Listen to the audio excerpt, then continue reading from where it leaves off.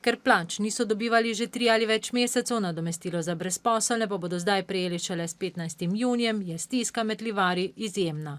Položnic zdaj imamo za 300 evrov, smo dobili za varovanje dodatno nazaj. Vse imamo za plačati, grem zdaj plačati, jaz ne vem, ki še naj jemlje. Položnice stojijo, ker nimam s čim plačati, zato ker smo z možem oba dva tu noč zaposlena, ne. Veliko jih je že potrkalo na vrata centra za socialno delo, a vlogo za izredno pomoč jih je izpolnilo le 10, saj jih odvrača dejstvo, da država po njihovi smrti to pomoč terja nazaj. Bojijo se za to svoje premoženje, težko prigarano, zato so se raje odrekli pravici do izredne pomoči. A zato so denarnice marsikje prazne, da zdaj ne bi ostali še brez vode, elektrike ali stanovanja, bodo na pomoč priskočila javna podjetja.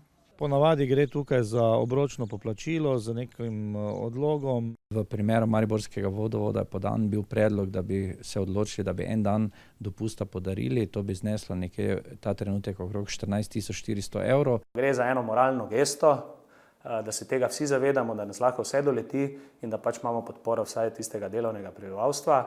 Podan je tudi predlog, da bi dan dopusta podarili vsi zaposleni v občinskih podjetjih in bi tako zbrali do 100.000 evrov. S tem denarjem pa financirali javna dela in tako zaposlili brezposelne.